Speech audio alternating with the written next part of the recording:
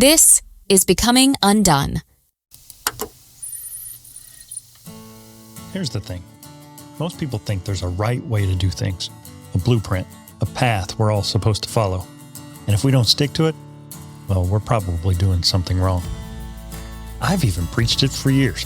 Strategic in purpose, relentless in pursuit, better every day. It seems pretty logical, doesn't it? Set a goal, create a plan, work hard, follow the rules. Success is all but guaranteed. If you just do that long enough, it's drilled into us from an early age, whether it's at school, at home, at work. My high school guidance counselor said it, and I bought it. I thought good grades, college degrees, and an impressive work history were the keys to guaranteed success. And society sure seems to me like it tends to reward conformity too. Stepping off that tried and true path, that's risky, rebellious, even foolish. When we talk about success, people usually assume it's the result of doing what's expected, following the rules, sticking to the plan, and trusting that if you do what everyone else does, you'll eventually get where you want to go. But here's the truth. Following the beaten path doesn't guarantee success. Matter of fact, sometimes it is exactly the thing that's holding us back.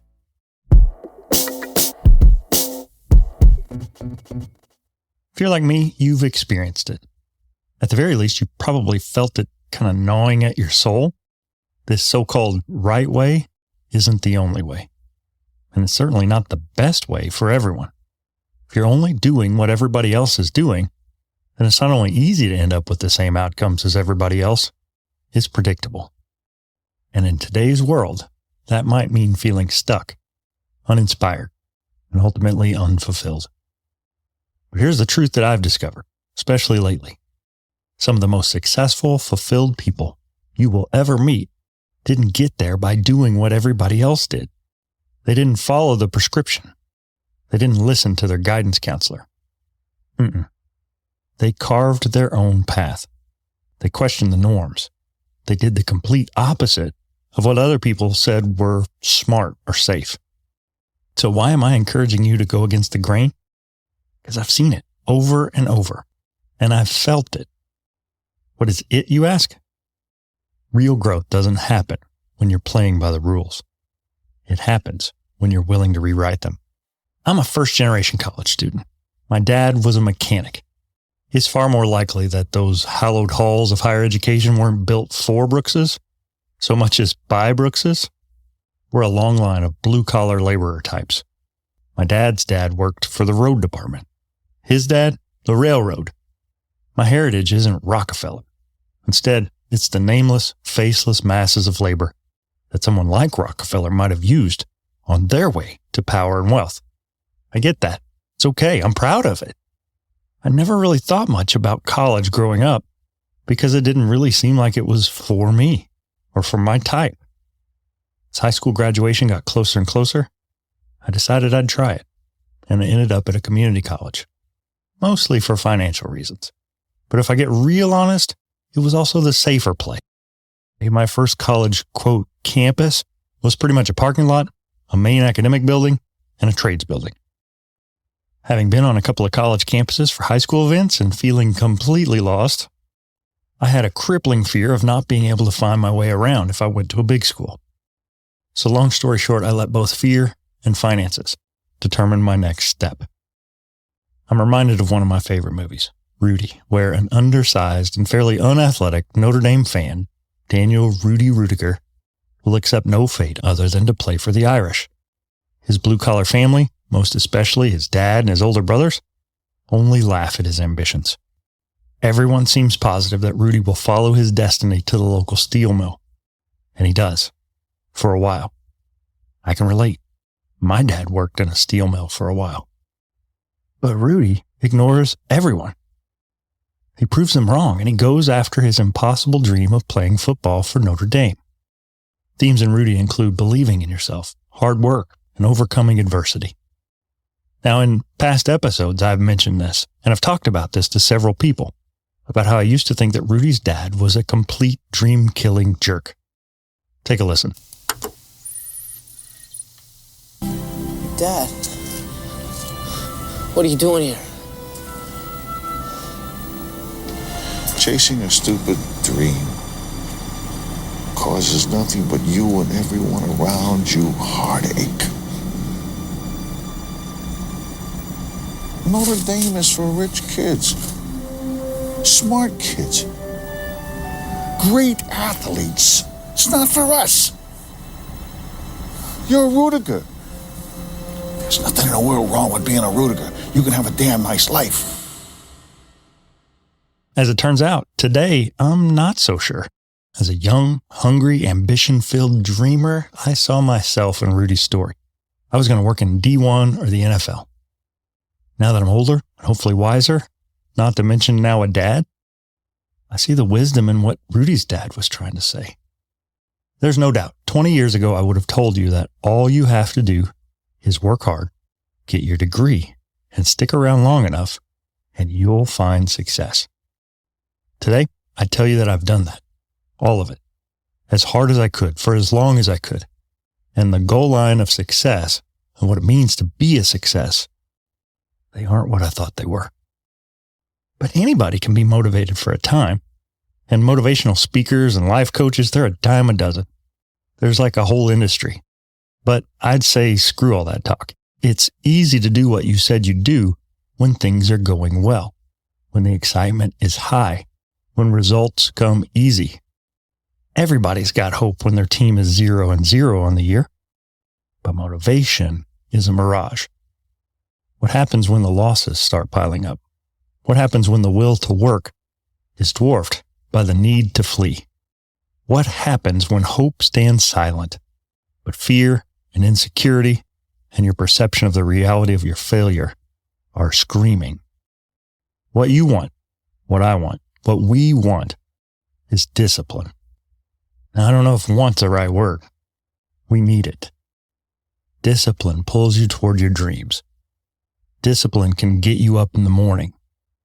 Discipline compels you to do another rep, another set, another page, another episode, another class, another job application, just another. Not because you want to. Hell no. Because you have to. Because you get to. So quit asking for motivation. It's cheap and it's fleeting and it's hollow and it never satisfies. Instead, dig in and build discipline. Toby Brooks. I'm a professor, a learning scientist, a former college and pro athletic trainer. This is Word to the Third. My reflections on purpose, life, and growth. Most weeks on Becoming Undone, I bring you a guest who's dared bravely, risked mightily, and grown relentlessly. High achievers who transform from falling apart to falling into place. But ever so often, it's my turn to reflect, refine, and reprocess on Word to the Third. And today we're talking about the power of doing things differently.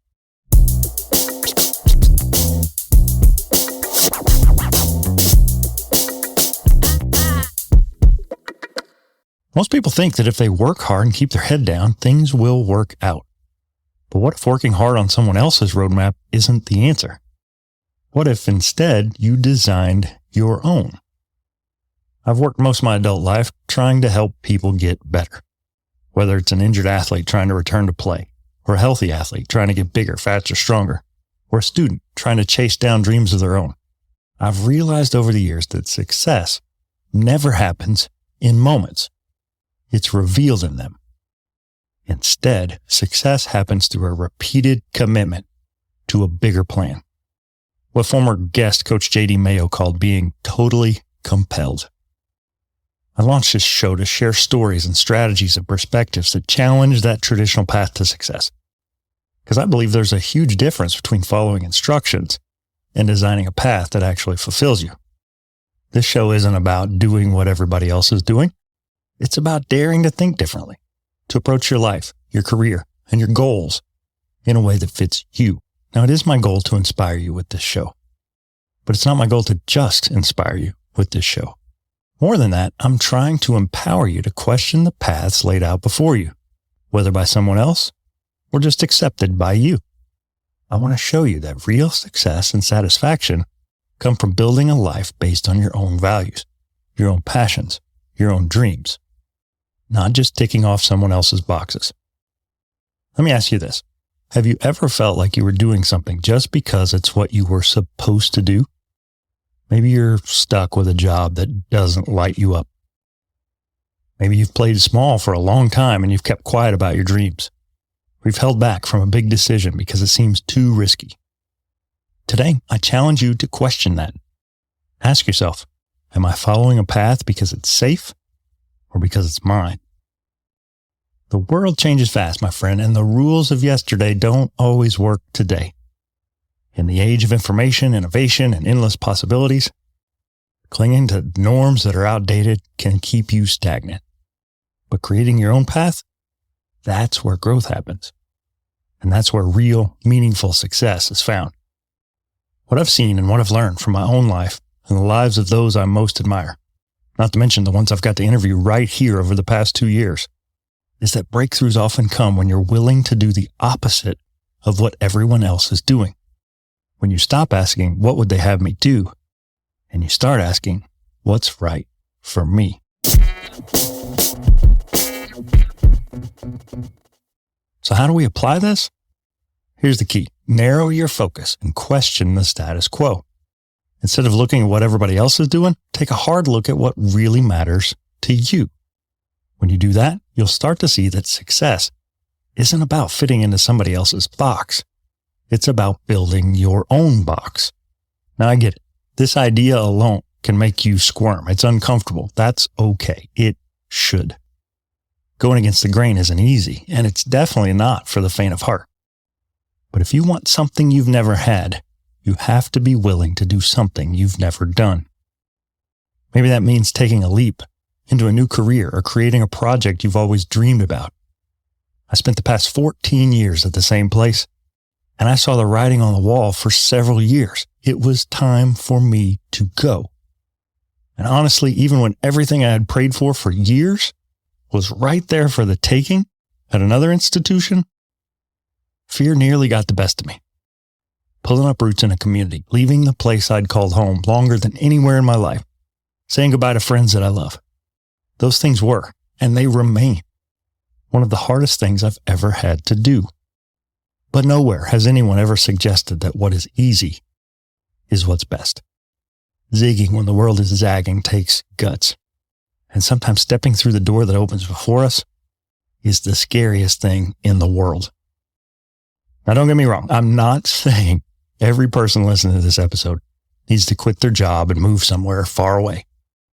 Instead of stepping out, maybe it means stepping up in your current role in ways that feel a little risky, but they're true to who you are.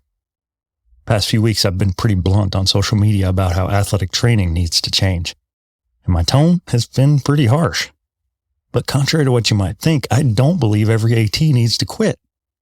Maybe they just need to be brave and have a meaningful conversation with their administrator or their coach or their AD so that their jobs can be more manageable, so that their pay can be more adequate, so that their life is sustainable. Or maybe the change is just between our ears. Sometimes we've got to go through some seasons where little seems to be changing. But if we keep feeding ourselves through study and training and a commitment to getting just a little bit better every single day, even though the world can't see it, we know it. We aren't just a year older. We're a year closer and a year better. I'm reminded of the story of the bamboo plant.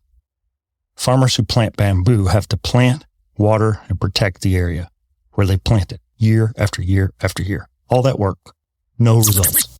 Year 1, year 2, year 3, nothing. No results to show for that investment.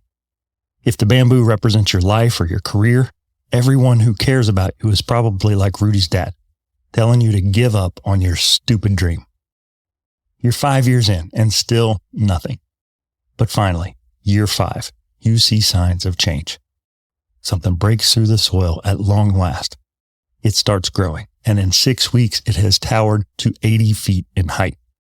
In the world's eyes, that's 80 feet of growth in 6 weeks. You're an overnight success. But if you've done the work, you know the truth. It's 80 feet in 5 years. If we give up when we don't see the point, the plant dies and nothing happens. we walk away feeling like a failure, questioning why we wasted our time in the first place. We don't need motivation to care for that plan. Motivation would have dried up years ago.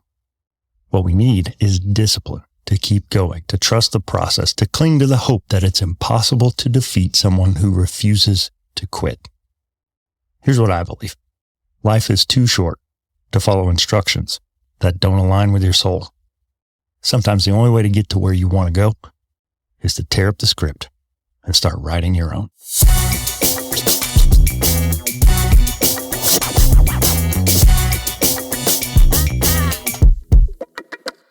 Friend, that is a wrap for today's episode on the power of going against the grain. I know this journey isn't easy. It takes guts. It takes persistence. It takes a willingness to stand alone sometimes. But I truly believe that success isn't just about hard work. It's about building a path that feels right, even if no one else understands it. This week, I want to challenge you to take a small but powerful step in that direction. Think about one area in your life where you might be holding back, where you're following the rules or someone else's roadmap instead of your own. So here's your application assignment. Here's your task. Identify one thing that you've been wanting to try, but haven't yet because it feels risky or unconventional. Maybe it's a project, a conversation, or a step you've been too hesitant to take. Right here on this show, Katie Burkhart, former guest, talked about how she was undone. She needed to write a book. I'm thrilled to say Katie's book is done. She did it. She stepped out in faith. She took a meaningful step. So this week, your assignment is to take a meaningful step toward it, toward your goal, your purpose, even if it's just writing down what you want to accomplish and sharing it out loud. Afterward, head over to the Undone Facebook group at facebook.com/groups/The Undone and post about your experience. Share it with the community. What's the step you're taking? And why does it matter to you? The group is here to support you, so let's make it a place where we hold each other accountable and celebrate every step forward. I'll also say if today's episode spoke to you, please share it with a friend or someone you know who might be ready to step off that well-worn path and explore something new. Sometimes the biggest changes come from a single conversation or a small nudge in a new direction from someone who cares.